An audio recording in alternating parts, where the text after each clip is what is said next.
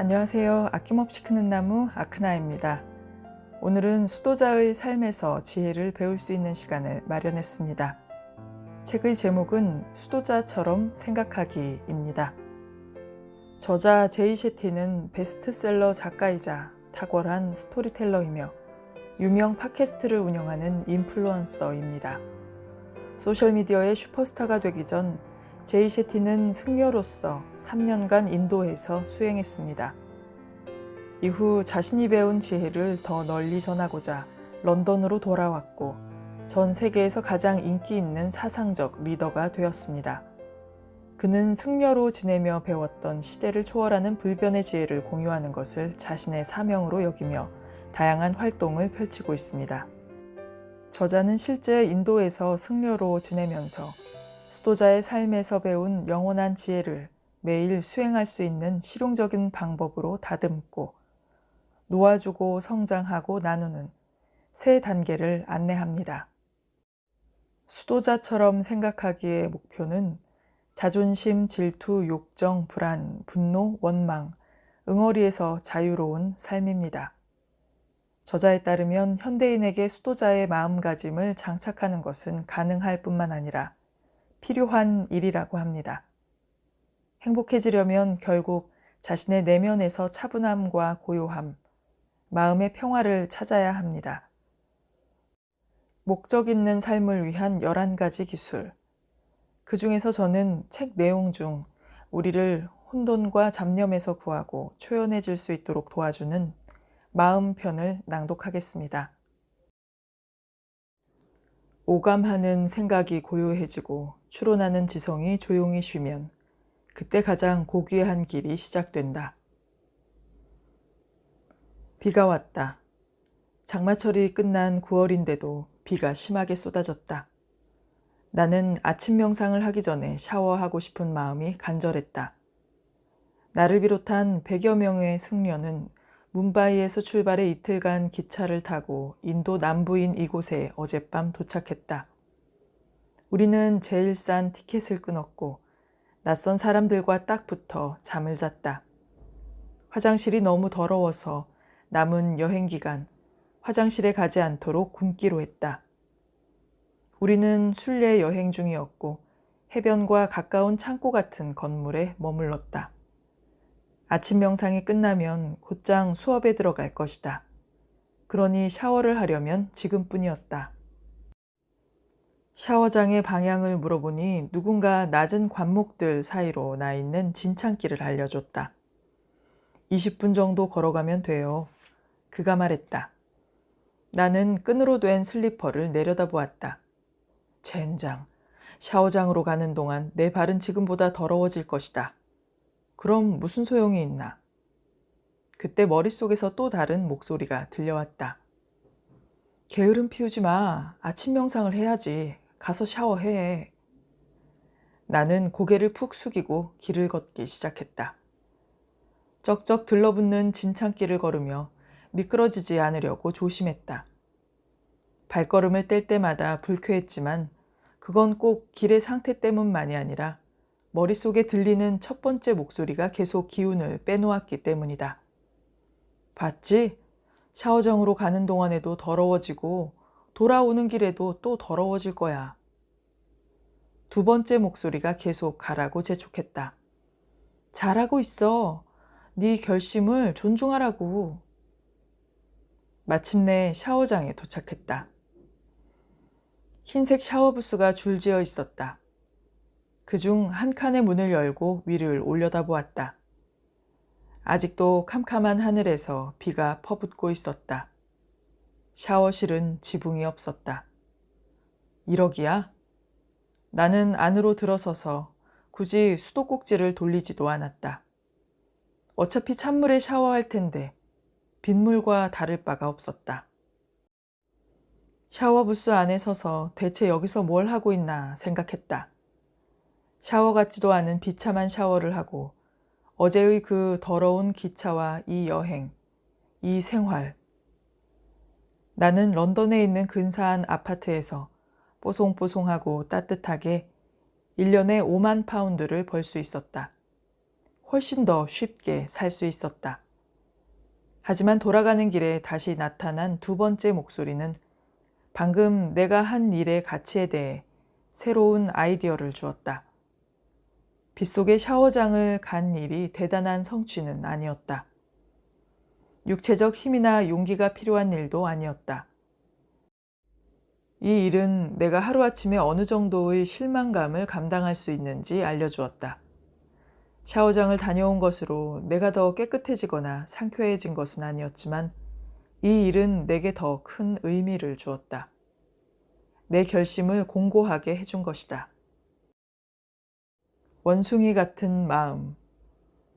나라야나가 쓴 인도 고대 경전 히토파데샤에서는 우리의 마음을 전갈에 물리고 귀신에 쫓기는 술 취한 원숭이에 비유한다. 인간은 하루에 대략 7만 개의 다른 생각을 한다.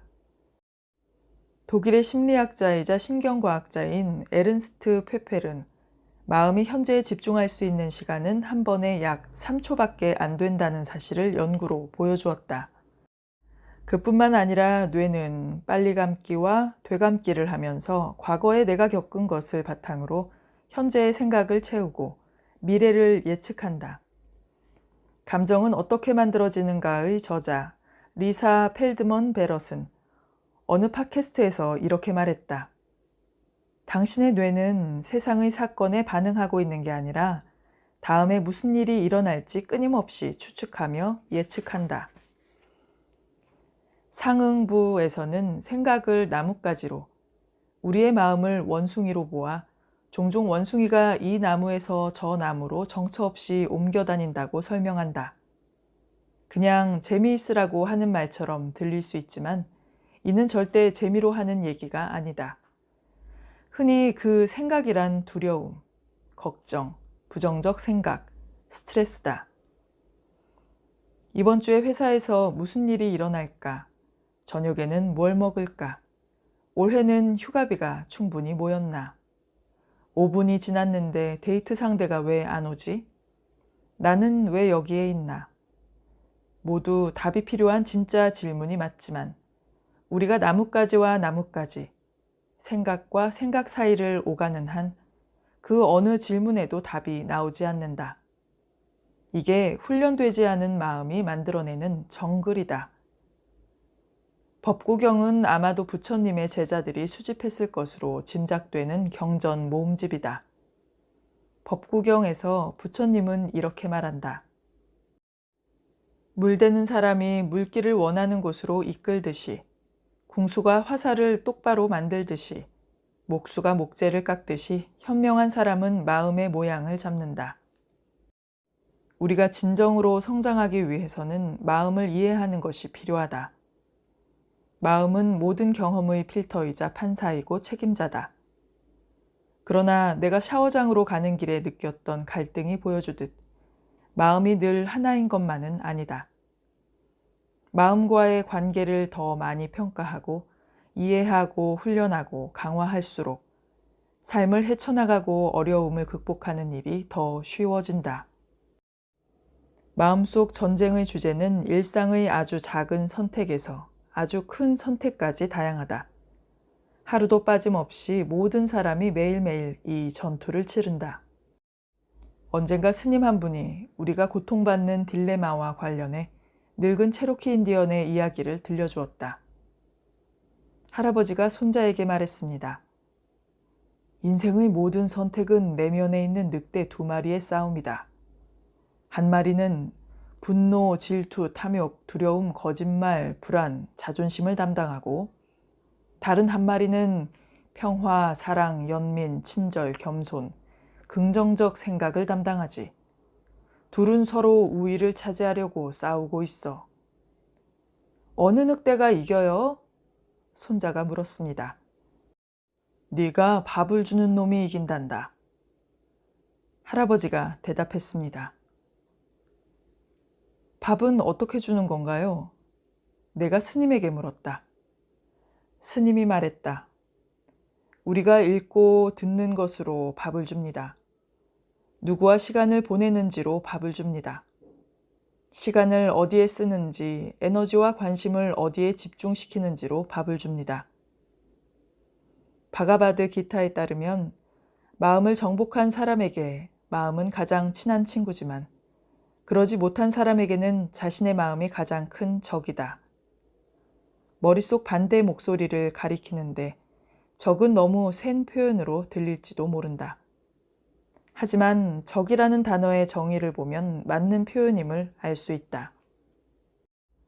옥스퍼드 영어 사전에 따르면 적이란 어떤 사람 또는 사물에 대해 적극적으로 반대하거나 적대적인 사람과 무언가를 약화하거나 해치는 것이다. 가끔은 내 마음이 나에게 불리하게 작용할 때가 있다. 마음이 시켜서 뭔가를 했는데 저지르고 나면 죄책감이나 후회가 남는다. 이럴 때는 내 가치관이나 도덕관에 어긋나는 일을 한 경우가 많다.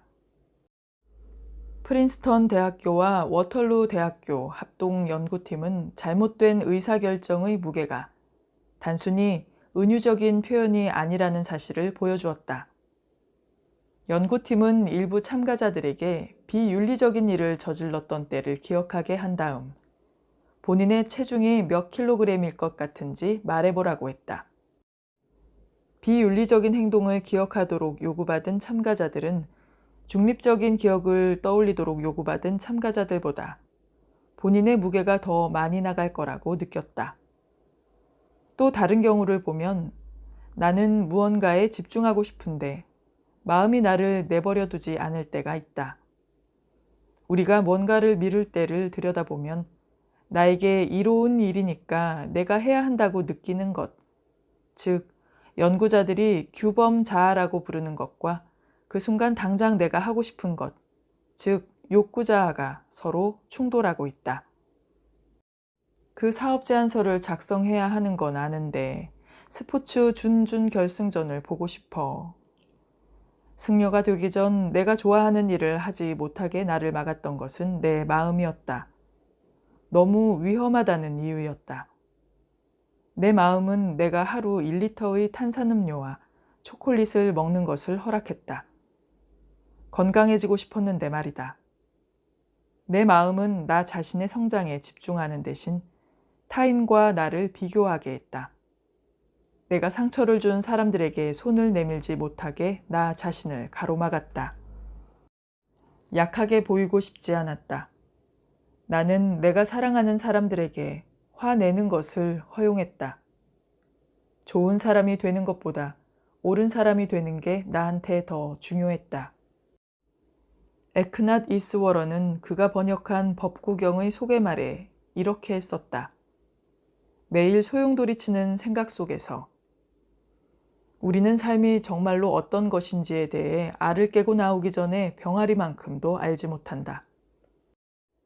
부처님이 마침내 생각이 전혀 미칠 수 없는 영역에 도달했을 때 껍데기를 깨고 나오는 병아리 같은 기분이라고 말씀하신 것도 이해가 간다.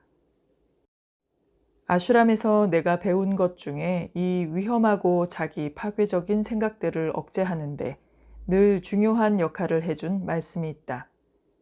생각은 지나가는 구름과 같다. 자아는 태양처럼 늘 그 자리에 있다. 나는 내 마음이 아니다. 부모와 자녀. 스승님들의 설명처럼 마음을 나와 별개의 것으로 생각하면 마음과의 관계를 정리하는 데 도움이 된다. 마음과의 만남을 마치 친구를 사귀거나 적과 평화 협상을 벌이는 것처럼 생각해도 좋다.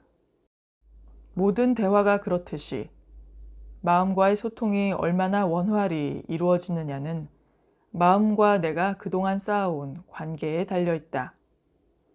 마음과 나는 성급하게 뛰어드는 전투조인가? 아니면 고집스럽고 교전을 싫어하는가? 마음과 나는 똑같은 논쟁을 계속 반복하는가? 아니면 서로의 말을 들어주고 타협하는가? 대부분은 이런 내적 관계의 역사를 모른다. 한 번도 시간을 내어 성찰해 본 적이 없기 때문이다. 원숭이 같은 마음은 어린아이의 마음이고 수도자의 마음은 어른의 마음이다. 어린아이는 원하는 것을 손에 넣지 못하면 이미 가진 것은 무시한 채 울부짖는다. 어린아이는 진짜 가치를 알아보지 못해 사탕 몇 개에 기꺼이 주식 증서를 내준다. 무언가 어려움에 부닥치면 어린아이 같은 마음은 즉각 반응을 보인다.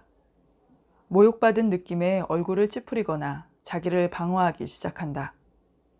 무의식적으로 보이는 이런 반사 반응은 누군가 칼을 꺼내든 경우라면 이상적인 반응이다. 겁을 내고 도망치는 게 맞다. 하지만 누군가 듣고 싶지 않은 말을 해서 방어적인 감정이 된 것이라면 이상적인 반응이다. 우리는 그 어떤 경우에도 무의식적인 반사 반응에 휘둘리고 싶지 않지만 그렇다고 어린아이 같은 마음을 몽땅 없애버리고 싶지는 않다. 어린아이 같은 마음은 우리를 즉흥적이고 창의적이고 역동적으로 만들어주지만 그게 우리를 지배할 때는 몰락의 이유가 될 수 있다. 충동적이고 욕망에 휘둘리는 어린아이의 마음을 눌러주는 것이 판단력 있고 실용적인 어른의 마음이다. 어른의 마음은 너한테 좋은 일이 아니야 혹은 조금만 기다렸다가 해 라고 말한다. 어른의 마음은 잠시 멈춰서 큰 그림을 생각하라고 한다. 시간을 갖고 습관적 반응을 따져보고 적절한지 판단해서 다른 선택을 제안하라고 한다. 영리한 부모는 자녀에게 필요한 것과 자녀가 원하는 것을 구분할 줄 알고 장기적 관점에서 자녀에게 좋은 방향으로 결정을 내린다. 내면의 갈등을 이런 식으로 파악하고 보면 아이 같은 마음이 모든 걸 장악했다는 것은 수도자의 마음이 아직 개발되지 않았거나 다져지지 않았거나 목소리를 낸 적이 없다는 뜻도 된다. 아이가 실망하여 짜증을 부리면 우리는 금세 항복한다. 그래놓고 나중에 가서 나 자신에게 화를 낸다. 내가 왜 이러는 거야? 난 대체 뭐가 문제야? 똑똑한 목소리는 부모의 목소리다. 훈련만 잘 시키면 부모의 목소리는 자제력과 논리력, 사고력을 갖추고 있고 늘 논쟁의 승자가 된다. 그러나 부모의 목소리는 오직 우리가 밥을 준 만큼만 힘을 쓸 수 있다. 지치고 배고프고 무시하면 부모의 목소리는 약화된다.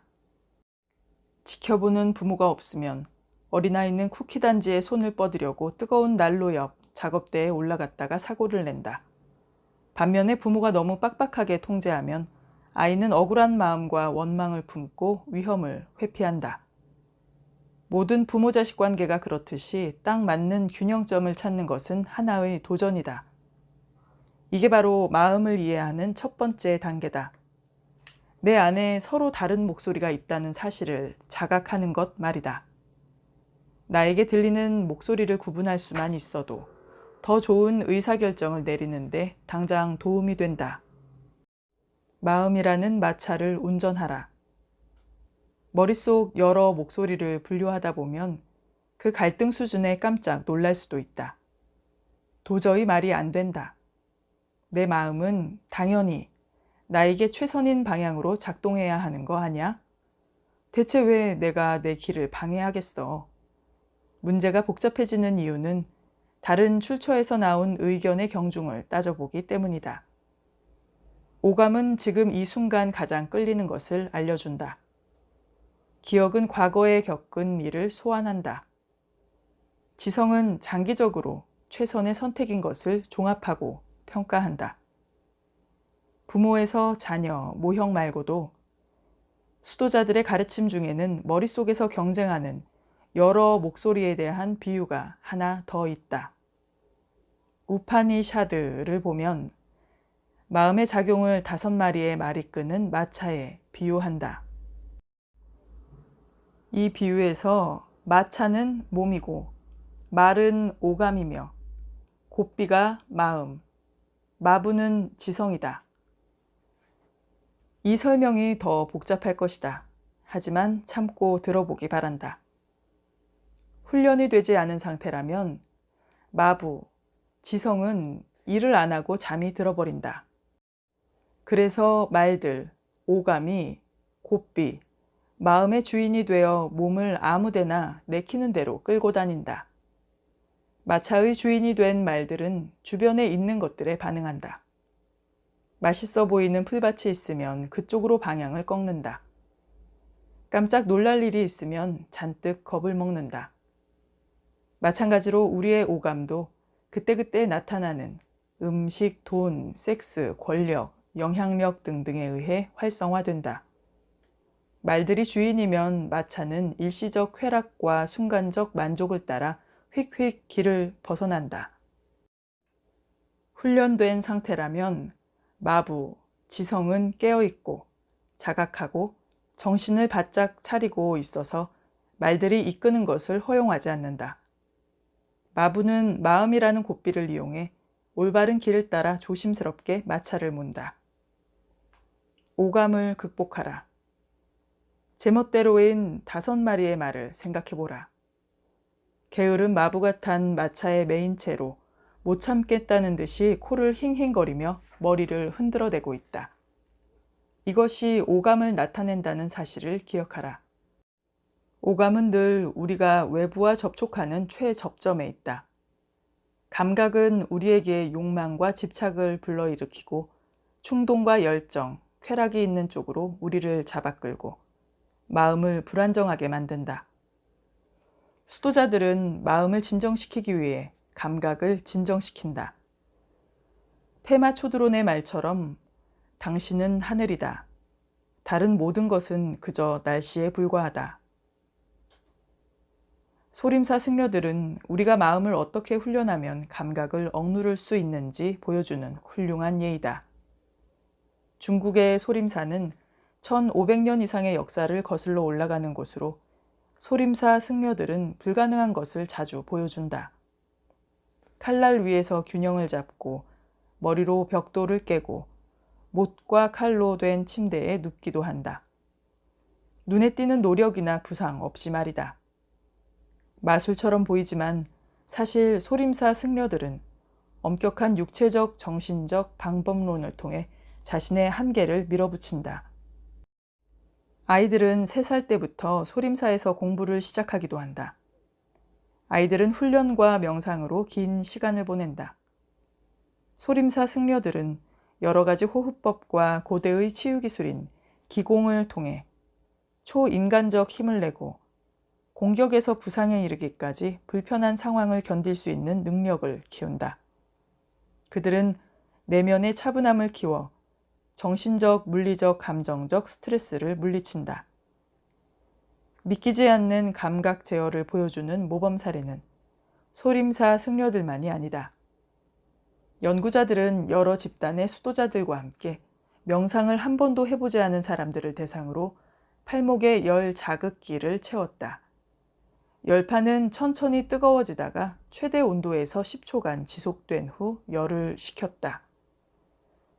실험에서 열판이 가열되기 시작하자마자 수도자가 아닌 사람들의 뇌에 나타나는 공포 지표는 미친 듯이 불을 뿜기 시작했다. 마치 열판이 이미 최고 온도에 도달한 것처럼 보였다. 연구자들은 이를 예기불안이라고 부른다. 수도자들에게는 이런 모습이 전혀 없었다. 열판이 가열되어도 수도자들의 뇌 활동은 거의 변함이 없었다. 열판이 최고 온도에 도달하자 수도자들의 뇌 활동 역시 치솟았지만 신체 고통을 담당하는 부분에서만 그런 현상이 나타났다. 알다시피 대부분은 고통을 이중으로 느낀다. 일부는 신체적으로, 일부는 정서적으로 말이다. 수도자들에게도 열은 고통스러운 것이었으나 그들은 이 경험에 부정적 감정을 할당하지 않았다. 수도자들은 정서적 고통을 전혀 느끼지 않았다. 또한 수도자들의 뇌는 명상하지 않는 사람들에 비해 신체적 고통에서 빠르게 회복됐다. 놀라운 수준의 감각 제어다. 대부분은 이 정도까지 제어 능력을 개발할 생각은 하지 않는다. 수도자들은 감각을 마음으로 가는 통로라고 생각한다. 삶은 우리가 보고 듣고 냄새 맡고 만지고 맛보는 것에 의해 지배된다. 좋아하는 디저트 냄새가 풍기면 먹고 싶어진다. 해변 사진을 보면 휴가를 상상하게 된다. 어떤 말을 들으면 불현듯 그 말을 늘 사용하던 사람의 기억이 난다. 원숭이 같은 마음은 자극에 반응하지만 수도자의 마음은 상황을 주도한다. 유튜브 영상을 보다 보면 토끼굴에 빠지고 만다. 귀여운 동물 영상을 보다가 어느새 상어 공격 편집본을 보고 있고 스스로 깨닫기도 전에 유튜브 스타 숀 에번스가 유명인 게스트와 핫소스를 먹는 모습을 보고 있다.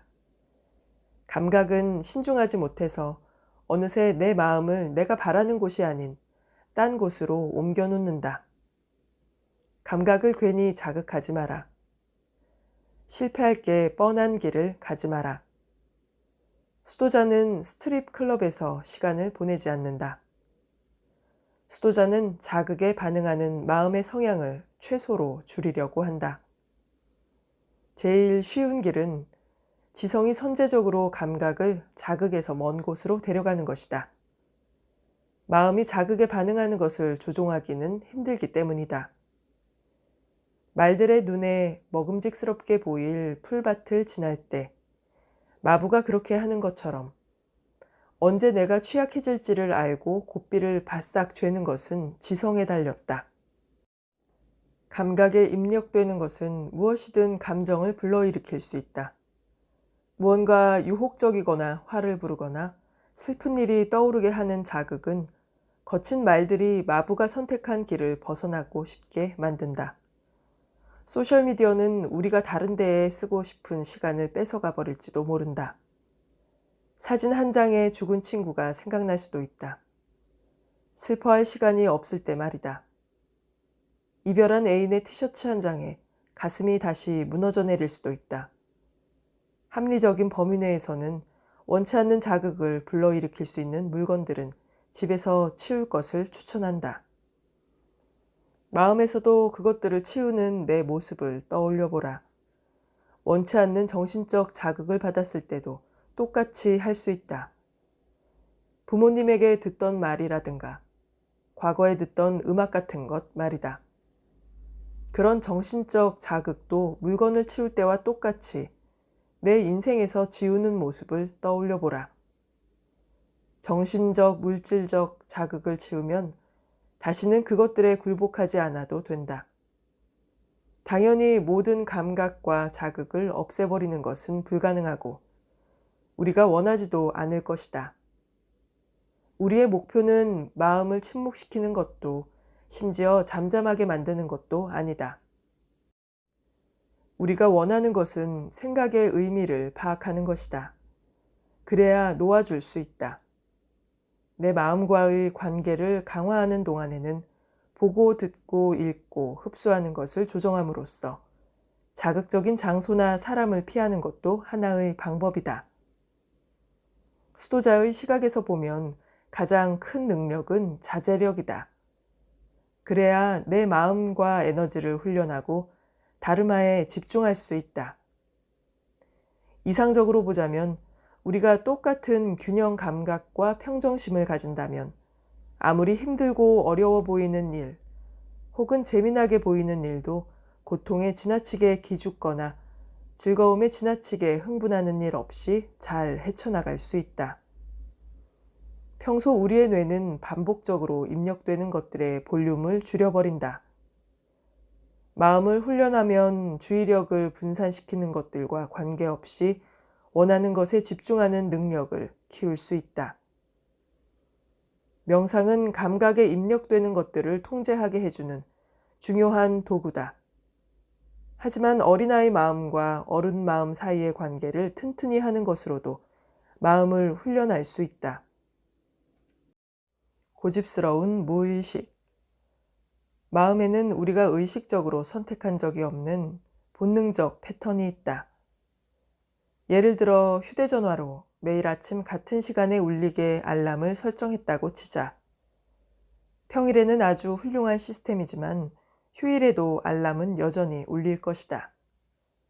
이 알람이 바로 우리의 무의식과 같다. 무의식은 이미 프로그래밍이 끝나서 매일매일 똑같은 생각과 행동에 정해진 형태로 반응한다. 우리는 삶의 많은 부분에서 좋으나 싫으나 늘 가던 길을 따르며 산다. 이런 생각과 행동은 적극적으로 나 자신을 다시 프로그래밍하지 않은 이상 절대로 바뀌지 않을 것이다. 세계적인 바이올리니스트 조슈아 벨은 아침 러시아워 시간에 워싱턴 DC의 어느 지하철 역사 밖에서 버스킹을 하기로 마음먹었다. 희귀한 악기로 연주하는 그는 모금통 겸 바이올린 케이스를 열어놓고 가장 어렵다고 회자되는 몇 곡을 연주했다. 45분 동안 음악을 듣거나 돈을 내려고 멈춘 사람은 없었다. 조슈아 벨은 3만 원 정도를 벌었다. 사흘 전에 그가 보스턴 심포니홀에서 똑같은 바이올린으로 연주했을 때는 웬만한 좌석 하나가 11만 원이었다. 사람들이 뛰어난 음악가의 연주를 들으려고 멈춰서지 않았던 데는 여러 이유가 있다. 그 중에는 분명 붐비는 사람들 사이를 밀치는 사람들이 자동 조종 모드였기 때문이라는 이유도 있을 것이다. 정신 이상이란 똑같은 일을 계속 반복하면서 결과가 달라지기를 바라는 것이다. 얼마나 많은 사람이 매년 똑같은 일을 하면서 인생이 달라지기를 바랄까. 생각은 마음속에서 되풀이되며 나 자신에 대한 믿음을 강화한다.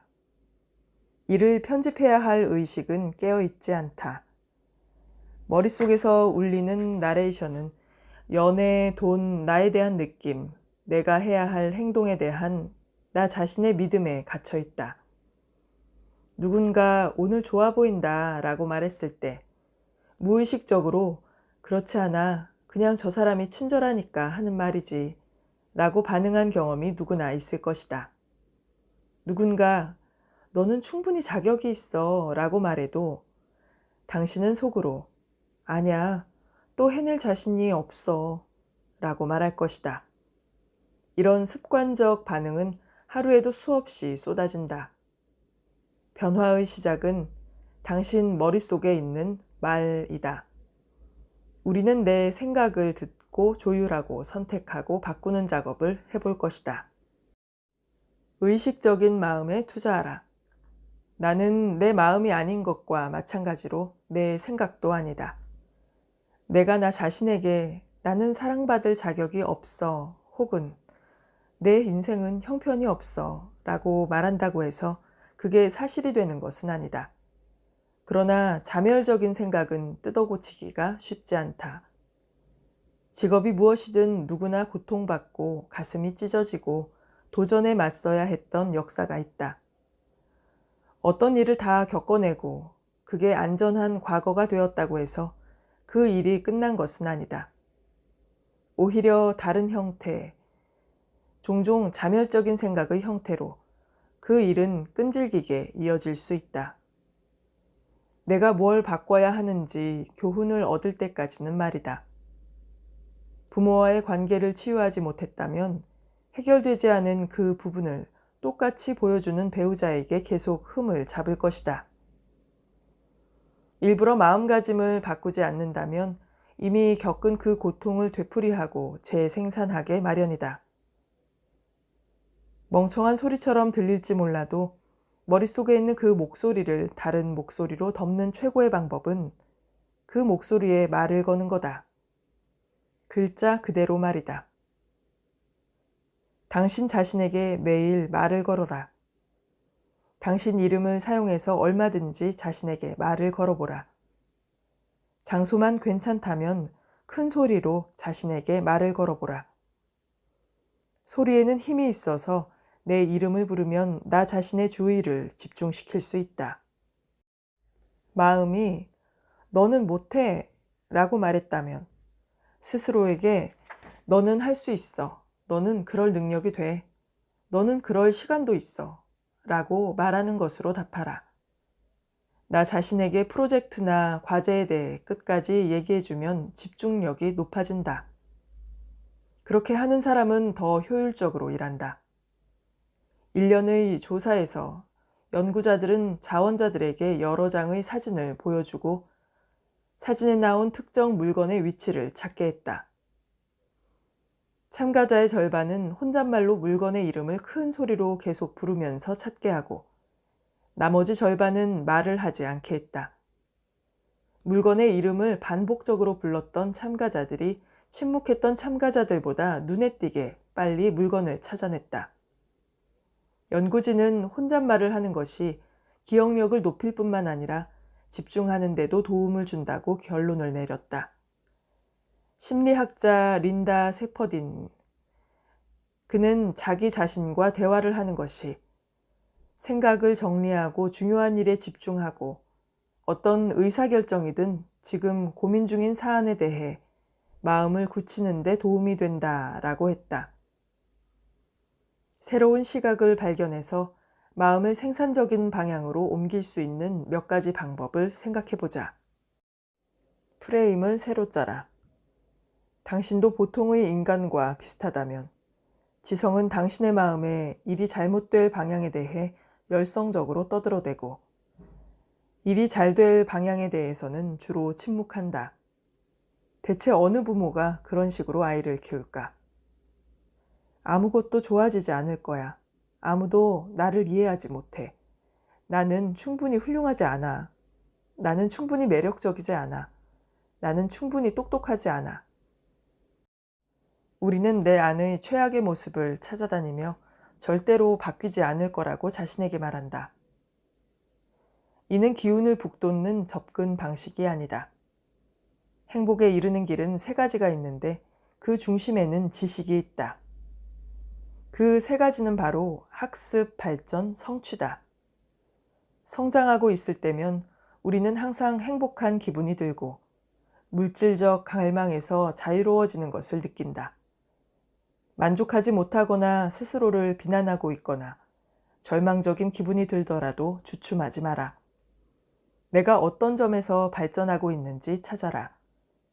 그러면 지금 하는 일의 가치를 눈으로 보고 온몸으로 느끼고 제대로 평가할 수 있다. 자기 비난을 벗어나 지식의 이름으로 새롭게 프레임을 짜라. 나 자신이 나는 지루해, 나는 느려, 나는 이거 못해 라고 말하는 게 들리면 노력 중이야, 좋아지고 있어 라고 답하라. 내가 조금씩 발전하고 있다는 사실을 다시 한번 자신에게 상기시키는 것이다. 그 비관적인 어린아이의 목소리와 관계를 구축하라. 읽어내고 조사하고 적용하고 테스트하면 어른의 목소리가 단단해질 것이다. 마음이 제대로 한 일을 인정할 때는 볼륨을 높여라. 실패를 확대하지 말고 발전을 확대해라. 어찌어찌 해서 7일 중에 이틀을 일찍 일어났다면 막 변화하기 시작한 어린아이에게 하듯이 자기 자신을 격려하라. 계획한 것의 절반을 완료했다면 물잔에 물이 반이나 찼다고 말하라. 성장을 확대하는 것 외에도 우리는 긍정적 지시를 이용해서 원치 않는 생각의 프레임을 다시 짤 수 있다. 원숭이 같은 마음은 종종 나는 이거 못해 같은 말을 제잘거린다. 그럴 때는 다음과 같이 무엇만 하면 할 수 있어 라고 표현을 바꿔보라. 해결책 중심으로 표현을 바꾸면 그저 바람만 가지고 괴로워할 것이 아니라 주도적으로 책임을 져야 한다는 사실을 스스로 일깨울 수 있다. 마음 상태의 프레임을 계속 짜기 위해서 말을 이용하는 방법 외에 행동도 취할 수 있다. 이를 극복하는 간단한 방법은 매일 한 가지씩 새로운 것을 배우는 것이다. 대단한 것일 필요는 없다. 컴퓨터 프로그래밍이나 양자역학을 배워야 하는 게 아니다. 어떤 사람, 도시, 문화에 관한 글을 읽어도 자존감이 폭발하는 것을 느낄 것이다. 누군가와 대화하게 되면 나도 할 말이 생겼기 때문이다. 새로운 단어를 하나 배워도 된다. 이누이트족의 말 중에서 이크추아르포크라는 단어가 있다. 손님을 기다리며 이제나 저제나 도착할까 계속 창밖을 살필 때 느끼는 기대감을 가리키는 말이다. 대화 속에 새로운 단어만 하나 공유해도 저녁 식탁이 풍요로워진다.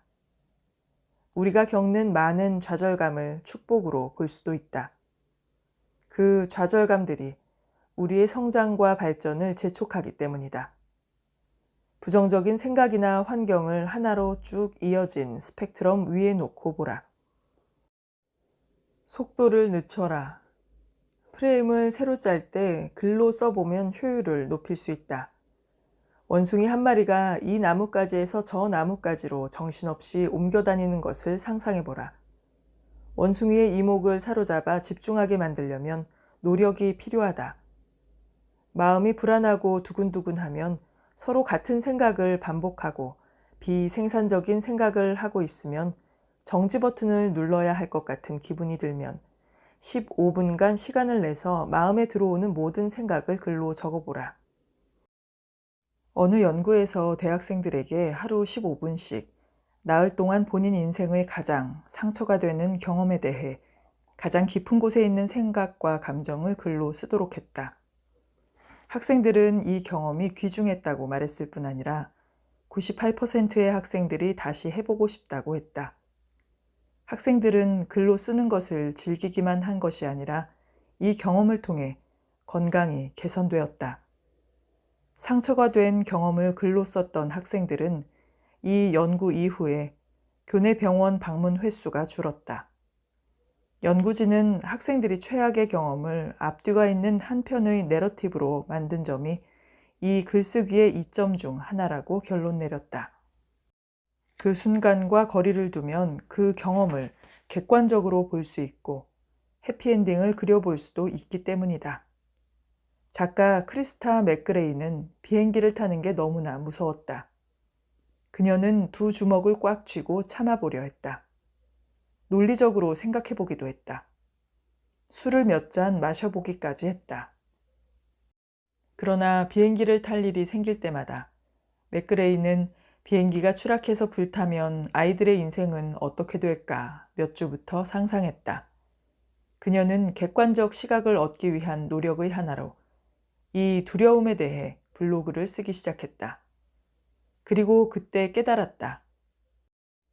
글 쓰는 것을 좋아하지 않는다면 휴대전화에 말을 녹음한 다음 오디오 파일을 재생하거나 오디오 파일의 스크립트를 읽는 방법도 있다. 내 목소리를 녹음해서 들으면 관찰자의 마음이 되어 나 자신을 좀 더 객관적으로 상대할 수 있다. 자기 연민을 찾아라. 불안한 원숭이 같은 마음이 말을 잘 듣지 않으려고 하면 자기 연민으로 내면의 독백을 바꿔볼 수 있다. 불안한 생각이 떠오르면 그대로 내버려 두지 말고 연민으로 대응하라. 걱정되고 화난다는 것 알아. 감당 못할 것처럼 느껴지겠지. 하지만 넌 강해. 할 수 있어. 기억하라. 중요한 것은 비난하지 않고 감정을 관찰하는 것이다. 브랜드 전략 전문 회사 쉐어러빌리티에 있는 친구들과 함께 나는 10대 소녀와 소녀의 자매들과 한 가지 연습을 해본 적이 있다. 나는 소녀들에게 자신의 자존감에 영향을 주는 부정적 생각들을 적어보라고 했다. 소녀들은 너는 겁먹었어. 너는 아무짝에도 쓸모없어. 너는 중요한 사람이 아니야. 같은 말을 적었다. 나는 소녀들에게 자신이 쓴 내용을 언니나 여동생에게 마치 그들에 관해 쓴 것인 양 읽어주라고 했다. 소녀들은 하나같이 거절했다. 좋은 행동이 아니에요. 한 소녀는 머릿속에서는 아무렇지 않은 말이었는데 입 밖으로 내보니 전혀 다르다고 말했다. 우리는 내가 사랑하는 사람에게는 결코 하지 않을 말을 나 자신에게 한다. 황금률이 무엇인지 누구나 알고 있다. 네가 남에게 대접받고 싶은 대로 남을 대하라. 나는 여기에 하나를 덧붙이고 싶다. 타인에게 보여주고 싶은 것과 똑같은 사랑과 존경으로 스스로를 대하라. 매일 우리가 나 자신을 위해 쓰는 내러티브가 나를 규정한다.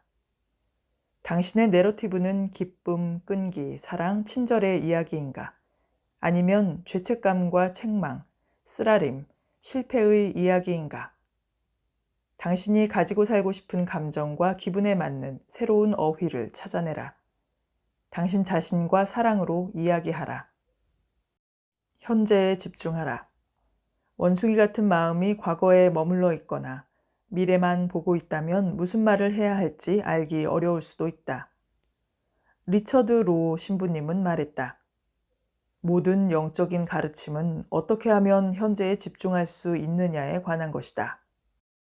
문제는 우리가 항상 딴 곳에 있다는 점이다. 우리는 과거를 다시 살고 있거나 미래를 걱정한다. 누구나 자주 떠올려 보는 행복한 순간이 있고 놓아주지 못하는 고통스러운 기억이 있다. 그러나 향수도 회한도 덫이 될 수 있다. 새로운 경험을 하지 못하게 우리를 닫아버리고 해결되지 않은 과거나 좋았던 추억 속에 우리를 가둔다. 과거를 바꿀 수 없는 것과 마찬가지로 미래는 알 수 없다. 어느 정도 유용하고 다양한 시나리오를 준비하는 것도 좋지만 그런 생각이 반복적인 불안이나 걱정, 비현실적인 열망으로 이어진다면 더는 생산적이지 않다. 나 자신에게 현재를 이야기할 때 과거의 부정적 요소와 긍정적 요소를 돌아보며 비록 불완전하지만 나를 지금 있는 곳으로 데려다준 길이라고 생각한다면 이상적일 것이다. 미래 역시 현재라는 맥락에서 생각한다면 이상적일 것이다. 오늘의 약속을 현실로 만들 기회라고 말이다. 아무것도 나를 소유할 수 없다. 어린아이의 마음과 어른의 마음이 싸우는 것을 관찰할 때처럼 나 자신에게 이야기할 때 사랑하는 사람에게 말하듯이 할 수 있다면 나와 내 마음 사이의 거리를 만들어서 상황을 더 명확하게 볼 수 있다. 이 방법을 앞서 이야기했다. 스님들은 감정적으로 반응하지 않고 상황에서 한 발 뒤로 물러나 객관적 관찰자가 되는 방식으로 균형 있는 시각을 얻는다고 했다. 3장에서 우리는 두려움에서 한 발 뒤로 물러나는 것에 관해 이야기했고 이 행동을 초연해지기라고 불렀다. 두루미는 물속에 가만히 서서 작은 물고기들이 지나치는 것을 무시한다. 덕분에 두루미는 더 큰 물고기를 잡을 수 있다. 초연해지기는 자제력의 한 형태다. 자제력은 이 책에서 이야기한 모든 자각의 수많은 이점을 가지고 있지만 그 출처는 언제나 마음이다. 바가바드 기타는 초연해지기를 그 자체로 옳은 일로 규정한다. 왜냐하면 성공이든 실패하든 초연해지기는 꼭 해야 하기 때문이다. 쉽게 들리지만 그 자체로 옳은 일을 하려면 무엇이 필요할지 한번 생각해보라. 이 말은 이기적인 이해관계, 내 말이 맞는다고 말하는 것, 특정한 방식으로 보이는 것, 내가 지금 당장 원하는 것에서 초연해진다는 뜻이다. 초연해진다는 것은 나를 장악한 감각, 세속적인 욕망, 물질적 세상에서 벗어난다는 뜻이다. 객관적 관찰자의 시각을 취한다는 뜻이다. 오직 초연해질 때 우리는 진정으로 마음을 제어할 수 있다. 나는 선종에 나오는 이야기들을 우리에게 더 와닿도록 새로운 인물을 추가해 각색했다. 그중 하나가 궁전 입구에 도착한 어느 스님의 이야기다. 여승이 경지에 이르렀다는 얘기를 들은 왕이 그녀를 궁전으로 불렀다. 그리고 무엇을 원하는지 물었다. 스님은 이렇게 말했다. 오늘 밤 이 호텔에서 자고 싶습니다. 왕은 예상치 못한 무례한 대답에 깜짝 놀랐다. 여기는 호텔이 아니다. 여기는 궁전이야. 왕이 거들먹거리며 말했다. 스님이 물었다. 이전에는 이곳이 누구의 것이었습니까? 왕은 팔짱을 끼고 선언했다. 내 아버지의 것이었지. 내가 그 왕위를 계승한 것이고. 그분이 지금 여기 계십니까? 안 계시지, 돌아가셨으니까. 이게 다 무슨 뜻이냐? 그러면 아버님 이전에는 누구의 것이었습니까? 그분의 아버지의 것이었지. 왕은 소리를 질렀다. 스님은 고개를 끄덕였다. 그리고 말했다. 아, 그러면 이곳에 오는 사람들은 한동안 여기에 머물다가 다시 자기 길을 떠나는군요. 그러면 호텔이 맞는 것 같은데요. 이 이야기는 우리가 가지고 사는 영혼에 대한 착각을 엿보게 한다. 그런 착각을 엿보게 해준 것으로는 넷플릭스 시리즈 설레지 않으면 버려라가 있다. 이 프로그램에서 세계적인 정리 컨설턴트인 곤도 마리에는 사람들이 삶을 정리하도록 도와준다. 매회 마지막에 가면 사람들은 그처럼 많은 것을 없앴다는데 기쁨과 안도감의 눈물을 흘린다. 왜냐하면 자신이 집착했던 것들의 수를 극적으로 줄였기 때문이다. 집착은 고통을 가져온다. 무언가가 내 것이라거나 내가 뭐라도 된다고 생각하면 그게 나에게서 사라졌을 때는 고통이 된다. 선지자 무함마드의 사위이자 사촌인 알리가 남긴 말은 초연해지기에 대한 수도자들의 생각을 가장 잘 설명한다. 초연해진다는 것은 아무것도 소유하지 않는다는 뜻이 아니라 아무것도 나를 소유해서는 안 된다는 뜻이다. 초연해지기를 흔치 않은 방식으로 설명하고 있어서 나는 이 말을 좋아한다. 보통 사람들은 초연함을 모든 것을 제거한 상태, 무심한 상태라고 생각한다. 곤도마리에는 사람들에게 관심을 끊으라고 말하고 있는 것이 아니다. 그녀는 사람들에게 기쁨을 찾아보라고 말한다. 사실 가장 훌륭한 형태의 초연함은 모든 것에 가까이 가되 그게 나를 잡아먹거나 소유하게 두지 않는 것이다. 그게 진짜 강인함이다. 수도자들의 수련이 대부분 그렇듯이 초연해지기도 우리가 도달해야 할 목적지가 아니라 끊임없이 의식적으로 수행해야 하는 과정이다. 승려들이 자기 생각과 정체성 외에는 가진 것이 없는 아슈람에서도 초연해지기는 쉬운 일이 아니다. 그렇다면 현대사회에서 초연해지기가 힘든 과정인 것이 당연하고 아주 잠깐이라도 초연해질 수 있기를 바라야 할 것이다. 집에서는 시도하지 마라. 수도자들은 초연해지기 위해 극단적인 방편을 동원한다. 여러분이 이런 방편을 동원하기를 기대하는 것은 아니다. 원리를 먼저 살펴본 다음에 초연해지기와 그 이점을 실험할 수 있는 실용적이고 심지어 재미있는 방법을 이야기하겠다. 단식, 무건, 춥거나 더운 곳에서의 명상. 우리가 이야기한 여러 고행은 우리가 몸에 초연해지게 만든다. 고행은 불편함이 얼마나 마음에 달린 것인지 깨닫게 만들기 때문이다. 승려들이 초연해지기를 시험한 다른 방법 중에 아무것도 지니지 않고 여행하는 것이 있었다. 음식도 잘 곳도 돈도 없이 말이다. 우리는 혼자서 모든 것을 해결해야 했고 정말 적은 것만 가지고 살아갈 수 있다는 사실을 깨달았다. 우리가 가진 모든 것에 감사하는 마음을 가질 수 있었다. 이 모든 수련은 나 자신을 정신적, 육체적 한계까지 밀어붙이게 만들며 결의와 회복력, 기계를 쌓고 자제력을 키우게 해주었다. 처음으로 음식이나 물 없이 종일 단식했을 때 처음 몇 시간 동안 극심하게 배가 고팠다. 단식 시간에는 낮잠을 잘 수 없다. 단식의 목적은 배고픔을 경험하는 것이지 잠을 통해 회피하는 것이 아니기 때문이다. 나는 지성을 사용해서 나 자신을 달래야 했다. 배고프다는 생각을 놓아주려면 더 고차원적인 무언가에 완전히 몰입해야 했다. 시간이 지나면서 몸이 뭘 먹을지 생각할 필요도, 식사 준비를 할 필요도, 음식을 먹거나 소화할 필요도 없다 보니 오히려 다른 에너지가 더 많아졌다는 사실을 깨달았다. 단식하면 내 몸에 초연해질 뿐만 아니라 몸이 요구하는 것들을 챙기는 데 쓰는 시간도 남게 된다. 먹지 않으면 배고픔, 포만감, 고통과 쾌락, 실패와 성공을 놓아줄 수 있다. 에너지와 관심의 방향을 바꿔 마음의 초점을 맞출 수 있다. 이후 단식에서 나는 그 에너지를 공부, 연구, 메모, 강연 준비 등에 사용하는 습관이 생겼다. 단식은 집중을 방해하는 것들에서 자유로운 창의적인 시간이 되었다. 30일간의 무건 수행 중 아흐레를 보내던 나는 내가 미쳐가는 게 아닐까 생각했다. 이전까지 한 달은커녕 하루도 입을 닫아본 적이 없었다.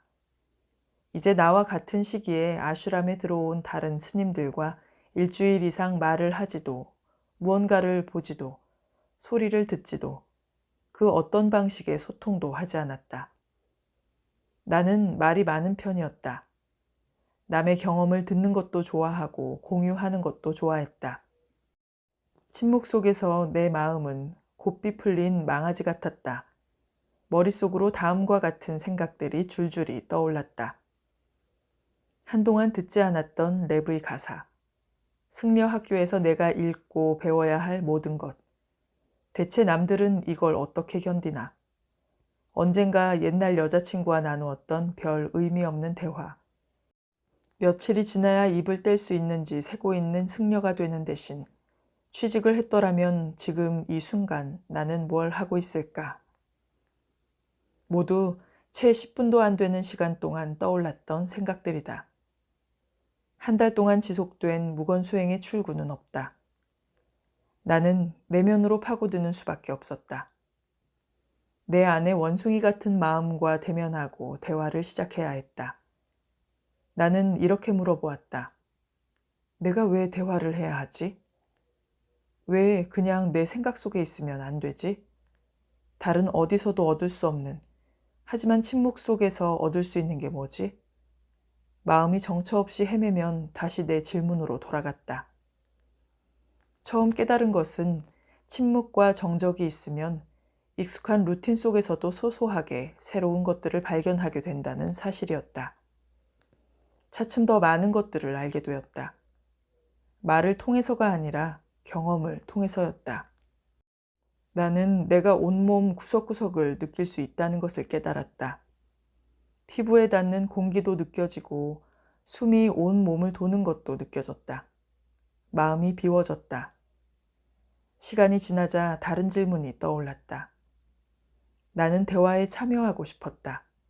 왜지? 사람들과 소통하고 싶었다. 왜지? 나는 친구가 그리웠다. 장기적인 위안을 위해서가 아니라 지금 당장 친구가 그리운 이유가 뭐지? 내 자아는 친구를 내가 선택한 것을 지지해주는 용도로 사용하고 있었다. 나는 내 자아에 뭔가 개선이 필요하다는 사실을 깨달았다. 텅 빈 가운데서 나는 이렇게 말했다. 너의 마음을 네 친구로 만들어. 그런 다음 우리가 인맥 형성 모임에 참석한 모습을 상상했다. 시끄럽고 북적대고 많은 일이 벌어지고 있었지만 친분을 쌓을 수 있는 유일한 방법은 대화를 시작하는 것이었다. 그게 내가 할 일이었다. 단식을 비롯해 수도자들이 사용하는 여러 금욕의 수단은 우리가 생각보다 힘든 일도 견딜 수 있다는 사실. 자제력과 결심을 통해 오감의 요구를 극복할 수 있다는 사실을 일깨워준다. 믿음의 종류와 관계없이 대부분의 수도자는 결혼하지 않고 매우 제한된 음식만을 먹으며 주류 사회와 떨어져서 산다. 더 극단적인 경우도 있다. 자이나교 승려 슈리 한스라트나는 423일간 단식했다. 소쿠신부츠란 일본에서 승려가 솔잎, 나무 껍질, 송진만을 먹다가 이후 음식과 물을 포기하고 계속 주문을 외다 결국은 자신의 몸을 석화시키는, 즉 스스로 미라가 되는 것을 일컫는다. 솔잎만 먹거나 그러겠다고 맹세해야만 한계를 탐구할 수 있는 것은 아니다. 불가능을 이룰 수 없게 우리를 가로막는 것은 불가능하다는 믿음 자체인 경우가 많다. 1850년 이후 1954년까지 1마일 달리기의 기록은 4분의 벽을 깨지 못했다. 아무도 이 벽을 깨지 못했기 때문에 할 수 없는 일이라고 여겨졌다. 그러다가 1954년 영국의 올림픽 출전 선수 로저 베니스터가 그 일을 해냈다. 그는 1마일을 3분 59초 4에 뛰며 최초로 4분의 벽을 깼다. 이후 달리기 선수들은 훨씬 빠른 속도로 기록을 경신했다. 한계가 없다는 걸 알게 되자 사람들은 점점 한계를 밀어붙였다. 평범한 사람들도 금욕을 이용해 성과를 높이곤 한다. 극단을 실험함으로써 일상에서 더 조심하게 되고 더 긍정적으로 변했다는 사람들을 본다. 금욕을 활용해 초연해질 수 있는 방법들을 한번 살펴보자. 초연해지는 방법. 지금까지 우리가 마음 수련에 관해 이야기했던 내용은 모두 초연해지기와 관련된다. 머릿속에서 경쟁하는 여러 목소리의 객관적인 관찰자가 되고 의식적인 마음과 새로운 대화를 나누어 생각의 프레임을 다시 짜고 나에 대한 연민을 발견하고 현재에 집중하는 것 모두가 마찬가지다. 본능적으로 내가 원하는 것을 하기보다는 선제적으로 상황을 평가하고 옳은 일을 해야 한다. 금욕을 초연해지기 특별 캠프라고 생각하라. 나에게 한계를 긋는 생각들과 절연하고 새로운 가능성에 마음을 열어라. 전투 훈련을 받는 병사처럼 지성이 강인해지는 것을 알게 될 것이다. 평소에 생각했던 것보다 내가 많은 일을 할 수 있다는 걸 알게 될 것이다. 우리가 시도해 볼 수 있는 금욕이나 도전의 방법은 무한하다. TV나 스마트폰, 단 음식, 술을 포기할 수도 있고 가십이나 불평, 비교하지 않기로 마음먹을 수도 있다. 내 경우 가장 효과가 컸던 것은 추위나 더위 속에서 명상하는 것이었다. 그 추위를 벗어나는 길은 오직 내면으로 들어가는 것뿐이다. 신체적 불편에 쏠려 있는 내 관심을 마음과 대화하는 쪽으로 돌리는 법을 배워야 했다. 지금도 나는 이 방법을 체육관에서 활용한다. 나는 크런치를 할 때면 몸에서 아프지 않은 곳을 의식한다. 심리적인 고통에는 이 방법을 추천하지 않는다. 나는 금욕주의자가 아니기 때문이다. 그러나 육체적 고통에서 나를 놓아주는 기술을 익히면 고통을 긍정적으로 생각하며 견딜 수 있다. 고통이 어떤 가치를 지닌다는 사실을 알면 나 자신을 정신적으로나 육체적으로 더 밀어붙일 수 있다. 불편함에 마음을 빼앗기는 대신 중요한 것에 집중할 수 있다. 시작은 자각이다. 집착을 찾아내라. 당신은 언제 그걸 경험하는가? 당신은 언제 그것에 가장 취약한가? 당신이 초연해지고 싶은 것이 전자기기라고 치자. 당신이 그걸 사용하는 것은 지루해서인가 게을러서인가? 뭔가를 놓칠까봐 두려워서인가? 술을 그만 마시고 싶다면 얼마나 자주, 하루 중에 어느 때에 술을 마시는지 살펴보라. 당신이 그걸 사용하는 이유는 긴장을 풀기 위해서인가, 소통하고 싶어서인가, 자신에게 보상을 주기 위해서인가, 뭔가를 확인하고 싶어서인가. 당신의 집착이 무엇인지 찾아냈다면 다음 단계는 잠시 멈춰서 다시 생각해 보는 것이다. 당신이 추가하고 싶은 것은 무엇이고 빼고 싶은 것은 무엇인가? 당신이 전자기기에 할당하고 싶은 시간은 어느 정도인가? 어떤 형태로 즐기고 싶은가? 완전히 제거하고 싶은 앱이 있는가? 아니면 스마트폰을 사용하는 시간 자체를 제한하고 싶은가? 술이 문제라면 완전히 끊어야 할지 아니면 한 달 동안 금주해서 나 자신에 관해 좀 더 알아볼지 아니면 스스로 제한을 걸지 생각해 볼 수 있다. 세 번째 단계는 새로운 행동으로 바꾸는 것이다. 일반적으로 내가 추천하는 두 가지 방법이 있다. 각자 자신에게 더 잘 맞는 방법을 선택하면 된다. 수도자의 방법은 올인하는 것이다. 몰입하거나 극단적인 방법이 잘 맞는 사람이라면 일주일 혹은 한 달 동안 소셜미디어를 완전히 제거한다. 아니면 위에서 말한 것처럼 한 달간 금주한다. 천천히 차근차근 반복하는 게 효과가 있는 사람이라면 작은 변화를 주어서 조금씩 그 변화를 늘려갈 수도 있다. 전자기기가 문제라면 스스로 온라인 사용 시간을 제한하거나 아니면 완전히 제거하지 않더라도 특정 앱의 사용 시간을 제한한다. 그렇게 해서 생긴 시간을 어떻게 사용하고 싶은지 결정하라. 유튜브 사용 시간을 최소화하고 싶다면 긴장이나 압박감을 풀 다른 방법을 찾아보라. 내가 가장 먼저 활용하는 것은 명상이다. 소셜미디어 사용 시간을 줄이는 중이라면 온라인이 아니라 오프라인에서 친구들과 교류하는 데 시간을 사용하고 싶은가? 아니면 인스타그램에 있는 사진 중에서 앨범이나 벽에 붙일 사진들을 골라보기로 스스로 과제를 정할 수도 있을 것이다. 새로 생긴 시간으로 똑같은 욕구를 충족시키거나 아니면 늘 미루던 일이나 프로젝트를 완수하는 데 사용하라. 처음에는 무언가 변화를 주었을 때 마음이 저항할 수 있다. 과도기를 쉽게 넘길 방법을 찾아보라. 만약에 내가 사탕을 줄이고 싶다면 설탕과 암의 연관성을 밝혀놓은 글을 읽는다면 지식도 늘어나고 설탕에 저항하고 싶은 동기도 더 강화될 것이다. 아내는 내가 최악의 간식 서랍이라고 부르는 것을 만들었다. 그 서랍 안에는 나쁜 음식은 하나도 없고 정크푸드도 전혀 없다. 내 오감은 간식과 접촉할 일 자체가 없다. 또한 나는 내 욕구를 억제할 수 있는 자연스러운 습관도 찾아본다.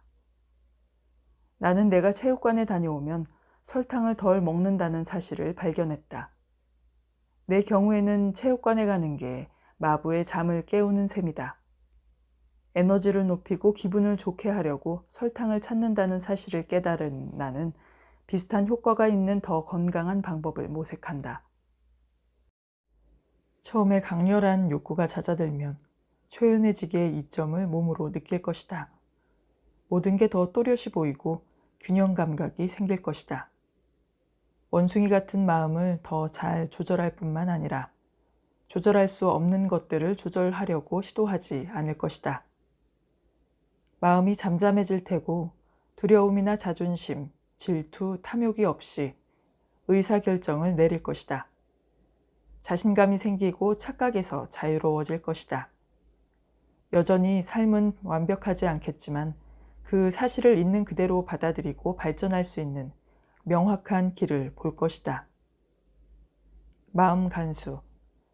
초연함은 내 몸과 마음을 완전히 무시한다는 뜻이 아니다. 몸은 무언가를 담는 그릇이다. 몸은 우리를 담고 있고 그래서 중요하다.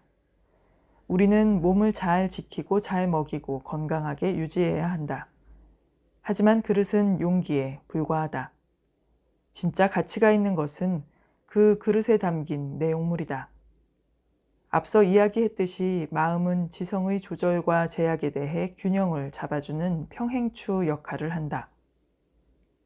마차와 말, 고삐가 없다면 마부가 선택할 수 있는 것은 많지 않다. 마부는 느리다. 혼자서는 멀리까지 이동할 수 없다.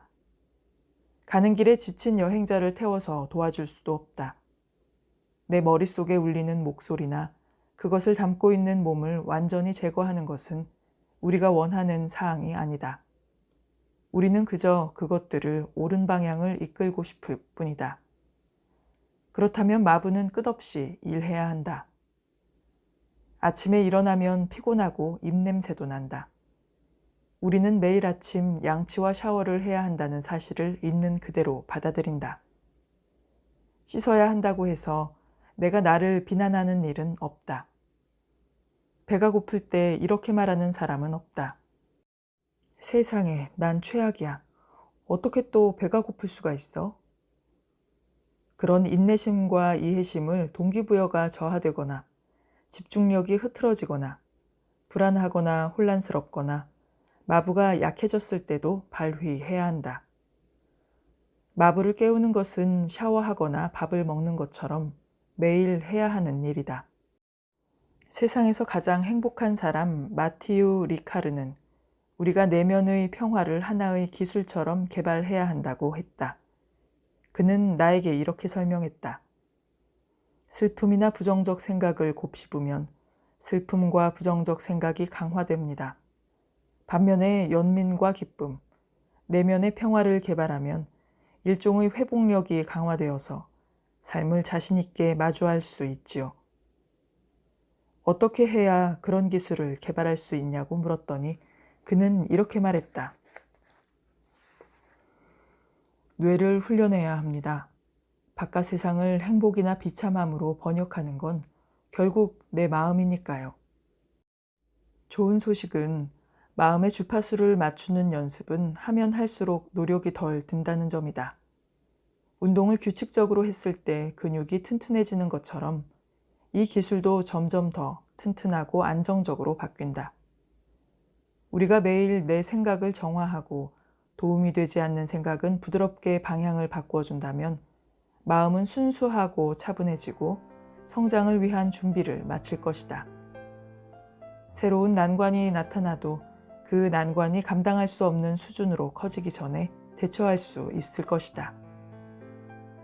바가바드 기타는 이렇게 조언한다. 참 지식을 구분할 수 있는 식별력을 키우고 은혜를 연습하라. 그러면 참과 거짓, 진실과 착각, 거짓 나와 참된 나, 신성한 것과 악마적인 것, 지식과 무지의 차이를 알게 될 것이다. 참 지식이 어떻게 빛을 내고 우리를 자유롭게 하는지, 무지가 어떻게 내 지혜를 가리고 나를 구속하는지 알게 될 것이다. 오늘도 유익한 시간 되셨길 바라면서 구독, 좋아요, 알림, 그리고 댓글도 부탁드리겠습니다. 내일도 좋은 작품으로 찾아오겠습니다. 감사합니다.